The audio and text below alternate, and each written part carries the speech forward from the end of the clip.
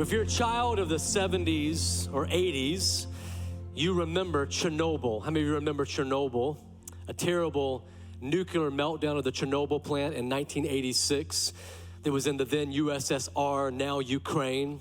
It created this massive fire that was 10 stories high, a catastrophic meltdown that was 400 times more radiation than that of the atomic bomb that we dropped on Hiroshima. It was reported that 2,000 people died initially because of the meltdown, and then subsequently reported that another 15 to 30,000 people died because of the toxins that were in the air. Some news outlets estimated that 3 million people would die because of the catastrophe. Chilling numbers if you think about it. However, 20 years later, the UN in 2005 did an analysis and some research, and when it released its report, it stated that they found that only 56 people actually died because of the meltdown of the nuclear plant in Chernobyl. Estimates on long-term deaths, to say the least, were largely overstated. In fact, the report states that the investigators have not found profound impacts on health due to the toxic meltdown. This quote from the report is also chilling because though there wasn't health concerns from the actual meltdown, there was health problems. It says the largest public health problem created by the accident was the damaging psychological impact brought on by a lack of accurate information, negative self-assessments of health, belief in a shortened life expectancy, lack of initiative, and a dependency on assistance from the state. In other words, the greatest damage done was not done by toxic air, but by toxic thinking. Everybody say toxic thinking. They were told they would not be able to have kids, and if they did have kids, that they would be deformed. They were warned of cancer and disease. They believed that they would have a shortened lifespan, and this thinking changed the way that people lived their lives, and it changed people's health and radically affected their lives. Proverbs 4:23 tells us this: be careful how you think. Your life is shaped by your thoughts. I think we think a lot of things shapes our life, and there certainly are other factors, but this scripture tells us that thinking is a huge contributor in our lives. People's lives were changed, and there were many adverse effects and huge psychological impacts on people. Negative self-talk based on a false reality was a greater long-term threat to human life than a nuclear disaster. Did you hear that? Negative self-talk based on a false reality was a greater long-term threat to human life than nuclear disaster. Last weekend, we started a series called The Culture. Everybody say The Culture. We have a culture around us, don't we? And there's a culture of the kingdom of this world, and it's battling the culture of the kingdom of God. And as they battle, it takes effect on us. There's literally a battle going on for how we use our bodies and what we do with our souls, our thinking. In fact, we saw that we're made up of our body, we're made up of our soul. And then when these two things exist just together, that we get anxiety, we get identity issues. And what we want to do is bring the spiritual into this. So we looked last weekend at how the sins of the body can affect us greatly. And today I would like to look at how the sins of our mind, those things that rattle around in our minds, namely toxic thinking, can affect us greatly. Like a nuclear toxic cloud, our thinking, the way that we think, can hurt us. In the Bible, there's a story about a guy named Daniel. We introduced him last weekend. And he and his 3 friends were a part of a group of young men who were brought into Babylon after war. And the enemy was attempting to reculture them, to change them. In fact, it tells us in Daniel chapter 1, then the king ordered Ashpenaz, his chief of staff, to bring to the palace some of the young men of Judah's royal family and, skipping on, train these young men in the language and literature of Babylon. Daniel, Hananiah, Mishael, and Azariah were 4 of the young men chosen, all from the tribe of Judah. The chief of staff renamed them with these Babylonian names, reculturing them, renaming them. Look at verse 7 again. The chief of staff renamed them. And then their attempts to rename them, reculture them, and strip them of their roots, we saw that Daniel and his friends used the greatest weapon that we have, our identity in Christ. When we know whose we are, we know who we are. When we know who we are, we know what we are. And when we know what we are, we know how to live. And so we saw how this can affect what we do and the things that we choose to do with our bodies. And today, though, I want to take a look into their minds just a little bit, into their thoughts with a different story in their lives. After Daniel and his friends refused to be recultured and made into Babylonians, they still do excellent on the test. They rise in power, they gain favor with the king and all those around them. In fact, they have great influence by giving wisdom from God to the king, so their God helps them in this moment. And in chapter 2, we see the result of this, that it says, then the king appointed Daniel to a high position and gave him many valuable gifts. He made Daniel ruler over the whole province of Babylon, as well as chief over all of his wise men. At Daniel's request, the king appointed Shadrach, Meshach, and Abednego to be in charge of all the affairs of the province of Babylon, while Daniel remained in the king's court. And so this happens, and then at some point, the king decides he should build this large statue of himself, this golden statue, so that people can worship him, and they can worship his gods, and they can worship him. And he orders that everyone, when they hear the music start, should bow down and worship this golden statue and worship his gods and him. And as you can imagine, this is going to be an issue for the young men, these young Jewish men who know who the one true God is. They aren't going to worship a golden idol of a man, and so they don't do this.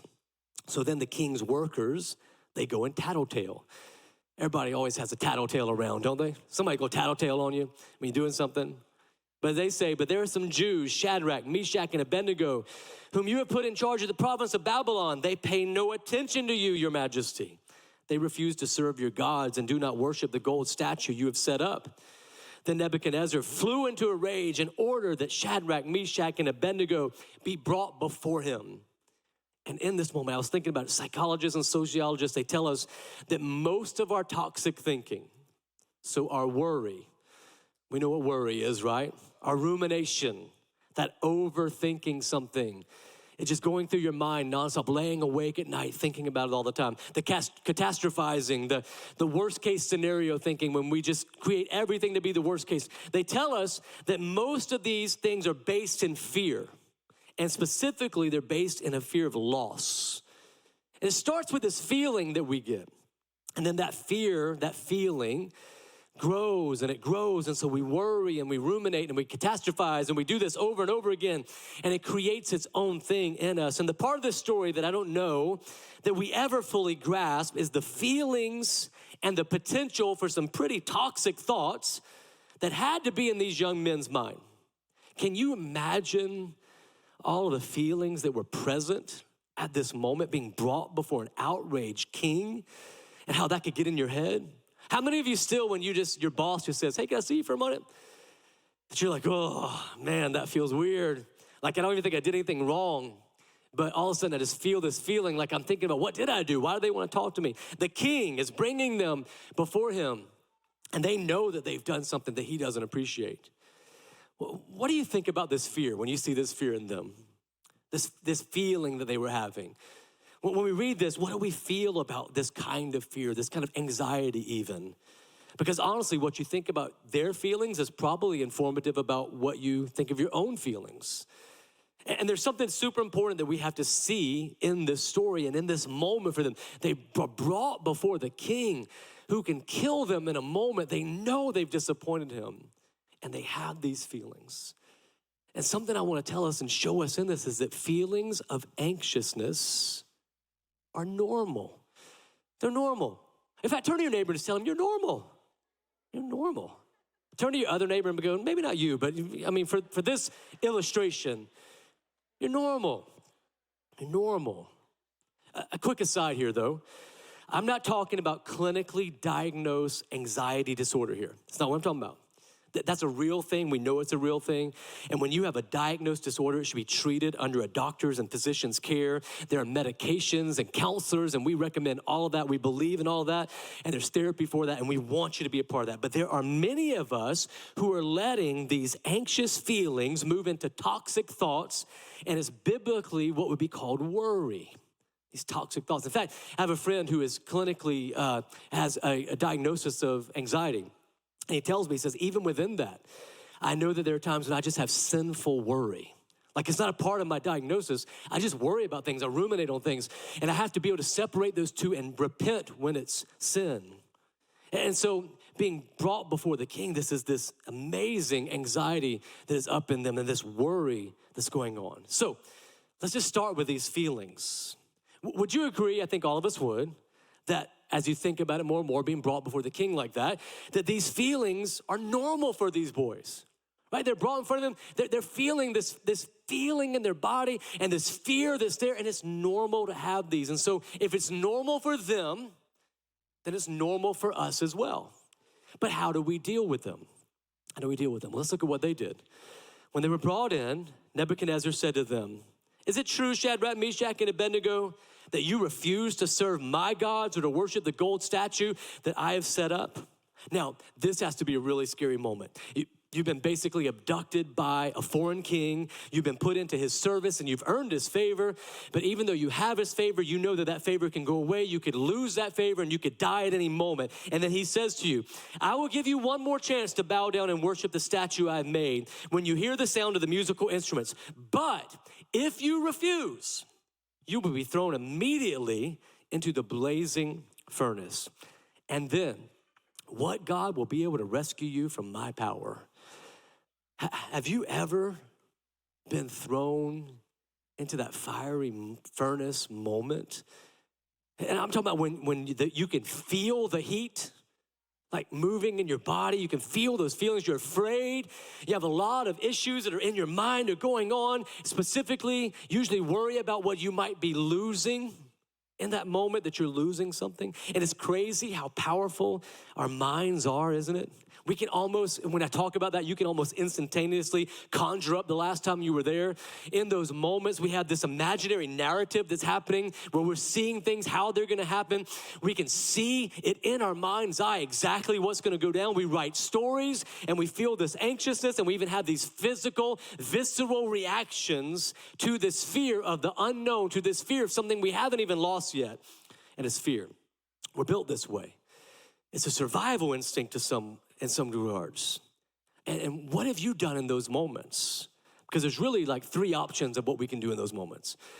First is we can avoid the fear and loss altogether. Just avoid it. Be like, no, we're not gonna do that.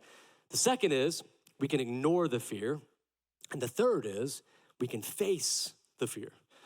And one thing that the kingdom of this world, the culture around us, is trying to teach us is that we should avoid fear and loss at all costs. Have you noticed that about our culture? It's telling us avoid fear, avoid loss. But fear avoidance is an unrealistic expectation. Author Curtis Chang, in his book, The Anxiety Opportunity, says that one of the issues we have right now is that we falsely believe that this feeling that we feel, this reaction that we have to be afraid should be, not just could be, which is also incorrect, but should be avoided. We say avoid it at any cost. Don't feel those feelings. Don't make phone calls if that makes you feel those feelings. Don't go in front of people if that makes you feel those feelings. Don't do things that are hard if that makes you feel those feelings. Just avoid them at all costs. And we say that a truly good life, our culture says this, a truly good life is completely fear-free. And so we have labeled any psychological discomfort that often leads to physical discomfort and some what we might call anxiety. And we just avoid that. And we label every fear that we have, every feeling that we have as anxiety. And so then we're the most anxiety-diagnosed culture ever. And because of that, it's now common for people to try and medicate themselves out of fear. Now, I'm not talking about medication under a doctor's care. I'm not talking about when you should be prescribed medicine for something that's going on. That's not what we're talking about. I'm talking about the self-medication, the self-diagnosis. And so through illegal drugs, alcohol abuse, vaping, whatever it may be, we're medicating ourselves to numb the fear, to avoid the fear. We also avoid fear by just not doing something.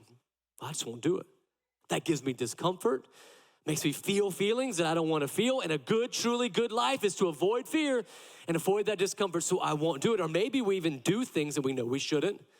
Because we give in. Well, I don't want to feel the pressure of not doing that. And they want me to go there. They want me to do that. So I'll just do what everybody wants me to do. Or I won't do what God's called me to do, whatever it is. Because we're protecting against the loss. And in the case of these three young men, they could have just gone through the motions and done what they were asked to do, and they could have avoided all of the fear that's right in front of them, all the feelings they were feeling. They could have just said, hey, you know what? We'll just avoid those. We'll just push those away because we'll just do what someone wants us to do. But they don't do that. The second option is to ignore the fear and act as though it's not there, which is what a lot of people do to avoid the fear in their life, is they just ignore it. And stuffing the fear deep down inside with statements like this. And maybe you've heard yourself say these. Maybe you have someone in your life that says these. It says, I'm not worried. I'm not worried. And you're like, you should be. Like there's a lot going on in your life. No, I'm not worried about it at all. I'm not worried about it. You know they are, that they're worrying about it. Or I don't care. I don't care what they say about me. I don't care they didn't invite me. I don't care about that. I don't care about those kind of things. I just don't care about those things. You say those kind of things. Or it's fine with me. You go ahead and do that. It's fine with me, even though it's killing you on the inside. It's fine with me because you just ignore the fear. Or that didn't bother me. No, I'm fine. And everybody around them is like, it clearly bothered you. No, I'm fine. I'm fine. Everything's fine. These are all telltale signs of someone in a state of ignoring the signal that's coming from their minds that there's an issue that maybe results in that physical feeling. And our culture loves to see people ignore fear. Just pretend that it doesn't bother you. Just act like it's not there. But in the end, the problem doesn't go away. But the opportunity to deal with that problem may very well go away because we haven't listened to our souls connecting with our spirit saying, yeah, this is a feeling I want you to know is normal. I want you to feel it. But what you do in the face of that feeling is what's so important. But then the third option is to face your fears straight on and see these moments as opportunities. That they are opportunities to grow us, stretch us, and to say it's a normal response to feel fear. It's normal. You think it was normal, right? To be thrown before the king and to feel that fear? It's normal. Fear when you're walking down a dark alley. You know that prickly feeling you get on the back of your neck? And you're just like, I just feel like I need to watch my back. That situational awareness that you have when you're somewhere and you're like, all right, I'm gonna walk on this side of my wife because I'm protecting her, because I'm strong and I'm gonna protect her. And you get that feeling, like of that fear that comes over your body. It's normal to feel that fear. Or how about when if you had to do what I'm doing right now, like you had to get up and speak in front of, roughly 1,500 people on the weekend, right? But what if you had to do that? Would you feel that fear that comes in your body? It's normal to feel that fear. It's normal to have palms sweaty, knees weak, and arms heavy. It's normal. There's vomit on your sweater already, mom's spaghetti. It's normal. He's nervous, but on the surface, he looks calm and ready. B-Rabbit's response was normal. It's what's supposed to happen in our lives. So what happens in our story? Shadrach, Meshach, and Abednego reply, oh, Nebuchadnezzar. I like this response because it shows just a little bit of fear and reverence. Oh, Nebuchadnezzar. Then in spite of their fear, they made some decisions in their mind that we can make as well. They faced their fears straight on. They're standing in front of their greatest fear, the fiery furnace moment that we all have. And they're standing in front of that, and we have it on a daily basis where we're having to face our fears, face things that we don't like, face things that give us that feeling, that anxiousness, and we have to go, okay, wait a minute, this is normal, but I'm gonna face these fears. They say, we do not need to defend ourselves before you. See, look, we don't have to fight this battle. Can I just give you some good news? It's not your battle. You think you're fighting the battle up here in your mind, but it's not your battle. They face their fears. They say, look, we don't need to defend ourselves against you because God is going to defend us. Our greatest source of toxic thinking is our fear of the future, specifically what we can lose in the future. And they know there's nothing they can lose that is greater than what God can give them. And they say, my God will defend me. I don't have to defend myself in front of you. See, and what stops us from being the best version of ourselves is actually, look, it's not, this is what they're saying. it's not you, Nebuchadnezzar, that I have to worry about. It's not a prohibition. It's not something on the outside, something that prohibits me from doing something. My God is going to do what he wants to do. So what really inhibits me, they know, is an inhibition, something on the inside. There's something that is inside of us that keeps us from being the best person we can be. And so this internal dialogue in our minds can convince us that we can lose more than we can gain from God. And the first thing they have to do to face their fears is go, wait a minute, you're not really even the fear, because God is so much greater than you. So we have to face our fears. And we're going to feel fear sometimes. We're going to. Facing it doesn't mean we ignore it. It doesn't mean we push it away. It doesn't mean we can't feel it. It doesn't mean we act like it's not there. It means we face it and go, okay, I see you, but I'm not going to wallow in this. Oh man, this gives me a lot of fear, and there's a lot of uncertainty, and there's a lot of reasons why I could see this going into toxic thinking. Everybody say toxic thinking, so I know you're with me. Toxic thinking. And I know there's a lot of things that could go around in my mind right now, but I'm going to acknowledge it. I'm going to face it, because we do not need to defend ourselves against the loss.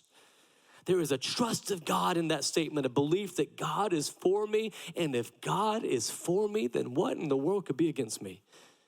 If God is for me, then what am I standing in front of? That though it gives me those feelings, and though I have that anxious moment, that I know that he is the one who is there to defend me. They said, look, if we're thrown into the blazing furnace, the God whom we serve is able to save us, and he will rescue us from your power, your majesty. The second mindset change is, I trust that God is able. So when I'm facing my fear, I know that he is able to do anything, much more than I could ever ask for or imagine. He's able. He's able to work in ways that I can't even imagine. See, worry is belief in what God can't do. When you're sitting around worrying and you're making up the stories in your mind, you're just sitting there thinking about what could God not do. And it's trust in God. It says he is able. It says if we are thrown into the blazing furnace, they said, even if our worst fear comes true, the very worst thing we can imagine, even if it comes true, we still know that God is able. And I love that we can know that he is able. But listen to this next part, because this is the proof that they weren't just ignoring the fear or just going, okay, God is able, it's all gonna be fine. Everything's gonna be great because God is able. No, they weren't ignoring it, it was real. I say this, he is able, but even if he doesn't, what a bold statement. That shows a trust in God that we should seek after when we're in these fiery furnace moments. But even if he doesn't, they said, even if I lose this battle, even if my finances do not turn around, even in this battle of infertility, if we do not get pregnant, even if the diagnosis is not what we hoped for, not what we prayed for, even if he doesn't. That gets to a new level on how we face our fears. I shared with you that in 2022, I was diagnosed with prostate cancer. And when you hear the cancer word, to say that there is fear is an understatement. A lot of you have heard that word about yourself. You've heard about a loved one, and it takes you to new levels of battles. And it made me wrestle with some real enemies when I heard that word. The first enemy I had to wrestle with is that I will die someday. Like 100% of people die so far. Lazarus died, was raised again, and then he died again. So he even died again. Like, so I will die one day. Probably that day will be sooner than I would like to think. I rarely know anyone that's like, oh man, it didn't come soon enough, right? No, it's probably gonna be sooner than I would like. I thought about this, I had to wrestle with this, not just that. And I thought that I'd die before, but I really had to wrestle with it. Like, I'm gonna die one day.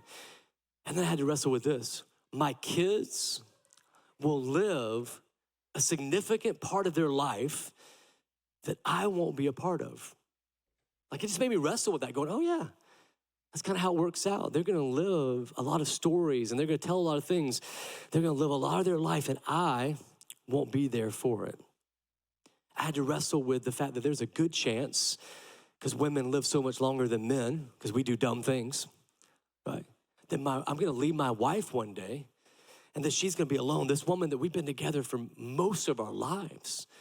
It's like, I'm gonna leave her alone one day. She's not gonna have me. And she needs me, baby, come on. It's like, she's not gonna have me. I had to wrestle with that. And here was the bigger thing I had to wrestle with this cancer diagnosis. These things will probably happen, all these fears, all this loss I'm talking about, will probably happen with or without prostate cancer. Because I am gonna die one day, probably sooner than I want to. My kids are gonna outlive me and have life and all these things, and there's a good chance that I'll leave Connie alone, even without the prostate cancer. So I had to face these fears. But even if he doesn't, I told you also that we started praying for healing in that area. We were believing that God is able. We said, our God is able. And I prayed for healing, and as of right now, on the latest MRI and the latest biopsy, there was no cancer that showed up. That was 0 cancer, so that was amazing. It's incredible. And it's all we could have prayed for. It was all we could have hoped for. Look at verse 18. But even if he doesn't, even if that cancer comes back, even if the next MRI, they go, oh, wait a minute, we missed something, there's something there. Even if in the next biopsy it says, oh, it wasn't gone after all. Even if the cancer doesn't kill me, something else will. But even if he doesn't. But even if he doesn't, acknowledges that most of the things that we fear losing, we will in fact lose one day.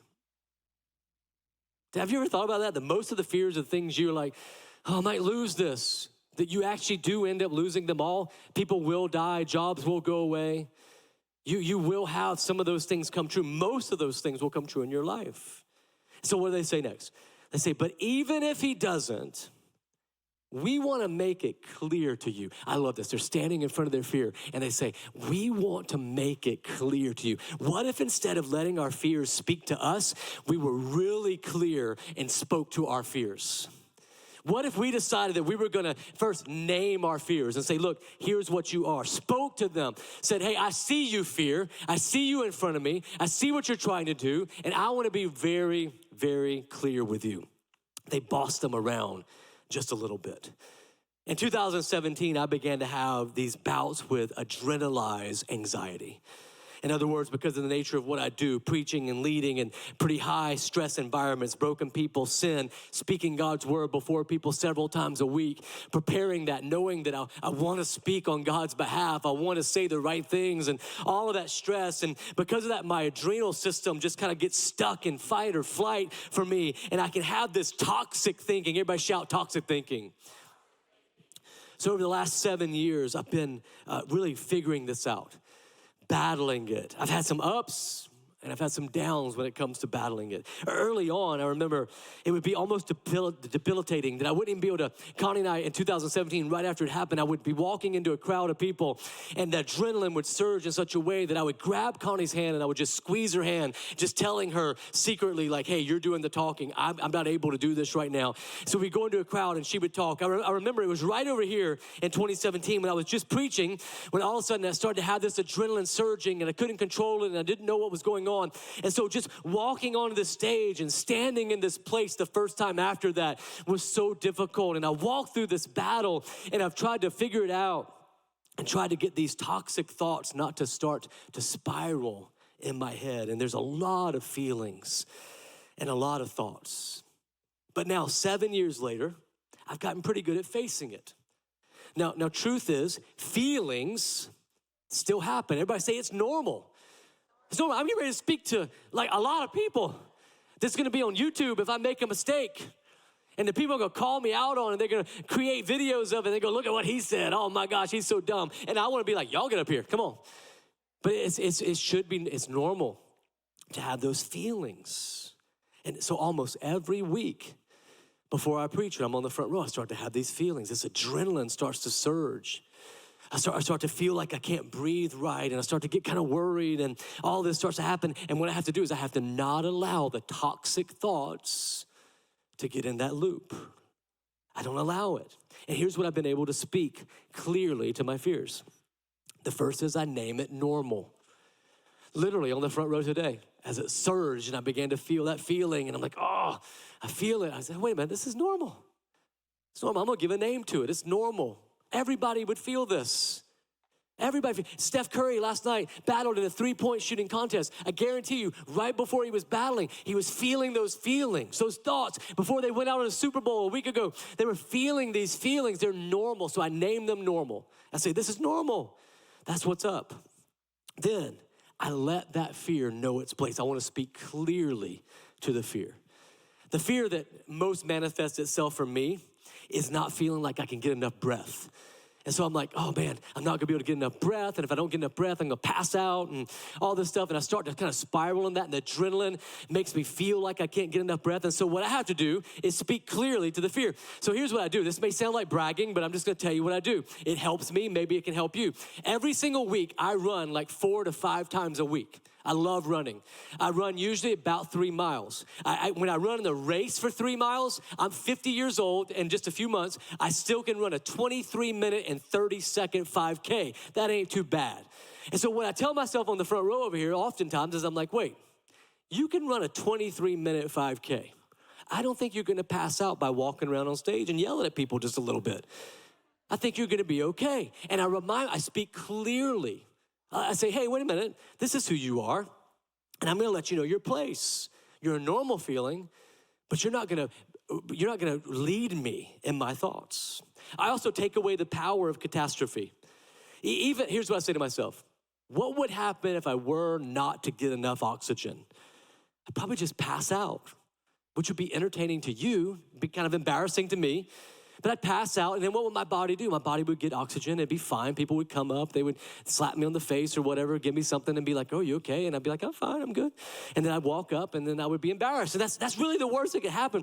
So it's very unlikely, here's what I tell myself, because it's never actually happened. Right? It's never actually happened. And then in the worst case scenario, if I were to pass out because I can't get enough air, and there really was something wrong, worst case scenario, I pass out, my body doesn't get any air, and I lay right here on this stage and die. Worst case scenario. That's a pretty good way to go out as a preacher. It really is. Preaching the word, and they'd be like, he was preaching so hard, he died. I mean, that would go down as Spurgeon type stuff. I mean, it'd be like, hey, this dude, Shawn Wood, he preached so hard, he couldn't breathe anymore. That's how hard. He gave every last breath. He left it all on the court. That's what would be said. Probably be great for marketing. People would come to the church. I want to go to that church where that dude died on the stage. So it wouldn't be embarrassing to me at all because I'd be in heaven with Jesus, so it'd be great. And so that's the worst thing that could happen. So I play a little bit of worst case scenario. And that's good to do every now and then. You don't ruminate on that. You don't catastrophize everything, but every now and then you got to play that out. All right, what is the worst case scenario? But even better is what if you played a little game of best case scenario? What if you said, wait a minute, but what's the more likely thing that's going to happen?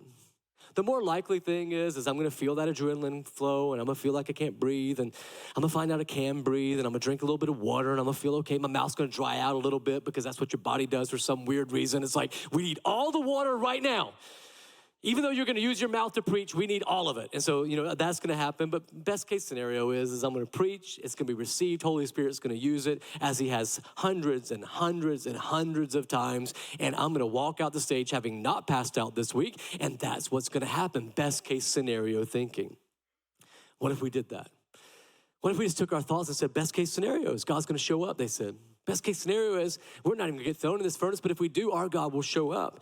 Best case scenario. And what if this weekend, if you used our response time to just take some of those worst case scenario thinking that you've been doing, that catastrophizing you've been doing, and you just took it to the cross, and you said, God, this has been a lack of trust in you. And I'm a best case scenario some of this, that you actually work things out for the good so many times in my life. And that's what's most likely to happen. So they spoke clearly to their fear. Now, most of my examples are of internal dialogue, and I do have to say your joy is an inside job, and so a lot of your joy is gonna come from an internal dialogue, but also you can share this with someone. A lot of my journey includes talking about my toxic thoughts with Connie and saying, babe, this is just some weird thoughts I'm having. This is what I'm afraid of. This is what's going on.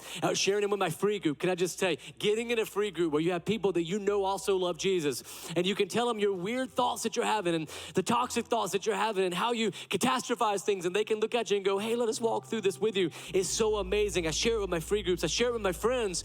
I share it with you guys. Like, I'm just open about it. I'm vulnerable because I can't encourage enough the power of vulnerability and honesty when it comes to toxic thinking. When you can share those toxic thoughts out loud. Say to a friend, like, hey, I feel like I've been thinking like that we're not as friends anymore. And like, this is what the toxic thought says, is because you did this the other day and you posted this and you said this. I'm having these toxic thoughts. Can you just help me with them? Just saying them out loud, being vulnerable with them, letting someone else walk with you. Think about these guys. They're going into this fire together. In this fire furnace, they're like, we're together. We're doing this. We're making this choice together. And being together is less about being around the people that we like all the time than it is pushing through hard things together. Being with people when it gets difficult together and staying. And so what if we were to use the response time candles today? And we were just to go and light a candle and go, we're gonna do this together. Maybe you just grab somebody else and you go with them. You go, let's go light a candle together, because we're gonna walk through this stuff that you're dealing with. We're gonna walk through these anxious thoughts, these feelings, this thing you need to face. We're gonna walk through it. We're gonna learn how to face our fears together. They continue. They say, Your Majesty, we will never serve your gods or worship the gold statue you have set up. They know their identity. And Nebuchadnezzar was furious with Shadrach, Meshach, and Abednego. His face became distorted with rage. He commanded that the furnace be heated 7 times hotter than usual. So Shadrach, Meshach, and Abednego were securely tied up, verse 23 tells us, and they fell into the roaring flames. They literally came face to face with their fears. But suddenly Nebuchadnezzar jumped up in amazement and exclaimed to his advisors, Didn't we tie up 3 men and throw them into the furnace? Yes, Your Majesty, we certainly did, they replied. Look, Nebuchadnezzar shouted, I see 4 men unbound, walking around in the fire unharmed, and the 4th looks like a god. This is called a Christophany. It's when Jesus Christ, the pre-incarnate Jesus Christ, shows up in the Old Testament and he joins them in the fire. See, this is what I can tell you. If you really want to be able to face your fears, if you want to be able to face the anxieties that you feel, and you want to be able to face all the things in life that are rattling around in your brain, if you want to really be able to face them and battle them and win the battle, you got to invite Jesus into your thoughts. You got to invite him into the process. You got to invite him into the fire. And when you get there, you'll realize you're not alone in facing this. Some of you, even when I said face this with somebody, you said, I don't have anybody. Can I tell you, even if you go into the fiery furnace alone, just you won't be alone. Because Jesus will be there to face you if you invite him in with you. If you really can look at it and go, you know what? I'm walking through hell right now. Jesus says, I'll walk through the fires with you. I'll walk through the stuff that you think you can't handle. I'll walk through the feelings that you have about the betrayal of a friend. I'll walk through the fact that you've prayed and you prayed and you prayed, but it doesn't feel like you're gonna have a baby. I'll walk through the fact that you have tried to get your finances on the right way and it feels like something just happens all the time and you can't get it turned around. I'll walk with you through the diagnosis that you got that may be the very thing that takes you down, but I'll walk with you all the way. And when we invite him into the fire, we're not alone anymore. When I invite him on the front row, God, you go with me, you preach with me. It's you that's got to preach anyway. Holy Spirit, be with me. And in that moment, there's another in the fire that's standing next to me. There was another holding back the waters when the sea was collapsing on them and the Egyptians were right behind them. There was someone who was holding back the waters. When you feel like you're about to drown because of all the anxiety that's coming at you, there's someone there who is holding back the waters. There's another in the fire standing next to me. And what we need to know is that there's another one in the fire with us when we invite Jesus into the fire with us. So what I want us to do right now is invite him in. I want to invite him in to be that one standing with us, that the cross would remind us of what he's done. That the cross would remind us that there's another in the fire standing next to me. There's another in the waters, holding back to me. You're not alone. There are people here who would love to pray with you. These feelings that you feel, they're normal, but they don't have to characterize your life. Because there's a cross that bears the burden where another already died for that. The sin that plagues you, makes you anxious, you can repent of it today. There's another in the fire standing next to me. And we're gonna ask Jesus right now, Jesus, would you join us? Say, Jesus, would you join us in the fire? The fire that is my anxiety, the fire that is my mind, the fire that is all of the thoughts that I want to play out, the toxic thoughts that take me down. God, I'm praying that you'll join me in the fire right now. That Jesus, you would come and be with me, that you would walk with me as we face the fear. Somebody's facing some fears today. Somebody's getting some prayers for some fears today. Somebody's facing it saying, God, if God is for me, who can be against me? Somebody says, I'm tired of playing this game. I'm tired of feeling anxious all the time. I'm tired of letting Satan convince me that my life is going to go worst case scenario. God's got a best case scenario for me, and he's ready to show me, and he's ready to be there for me. Somebody stand up and worship the God that is there to take away all of your anxious thoughts. Let's give him every bit we got. There is another in the fire.